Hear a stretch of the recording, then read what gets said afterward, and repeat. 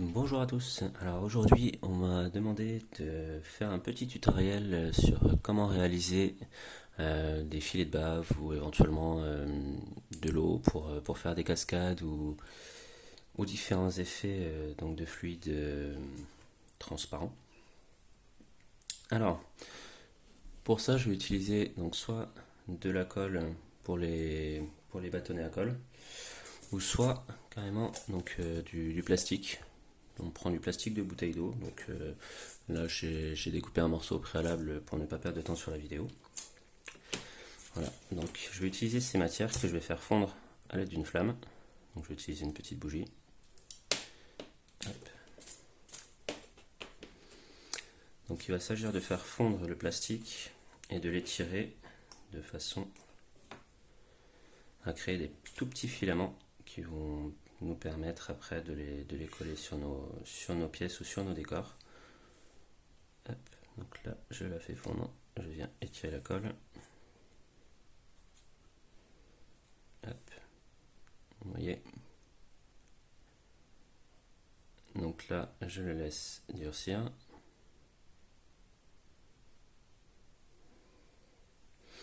Donc la colle en bâtonnet reste souple. Hop. Ce qui peut être un avantage comme un inconvénient. De toute façon, une fois collé en général, on n'a pas trop de soucis. Donc là, j'ai fait un tout petit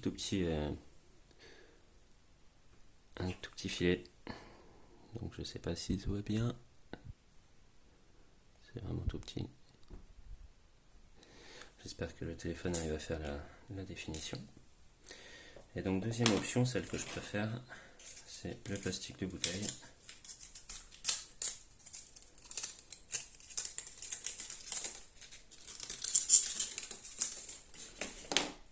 Donc même processus, je vais le mettre au-dessus de ma flamme et je vais le laisser fondre et l'étirer.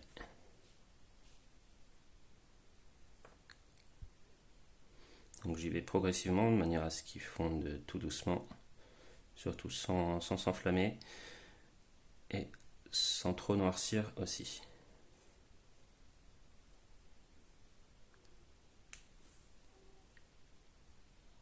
Donc là voilà, j'ai de nouveau.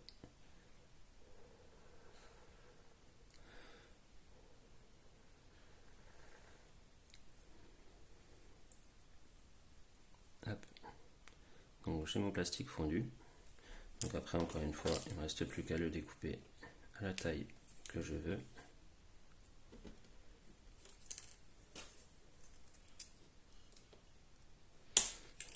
Hop. Et voilà. Donc il est souple également. Et voilà, ça me permettra donc après de le couper à la taille que je veux. Et du coup de créer des petites cascades ou des filets de bave ou tout ce que j'aurai envie. On peut également le colorer, mettre du rouge dessus pour faire du sang si on en a envie. Voilà. Ensuite, je vais essayer de retirer une partie pour vous montrer un petit peu mieux. On peut faire aussi avec, hop, avec la pince. Donc je peux faire différentes épaisseurs. Là j'ai pris un morceau de plastique un petit peu plus gros. De manière à l'étirer et à créer une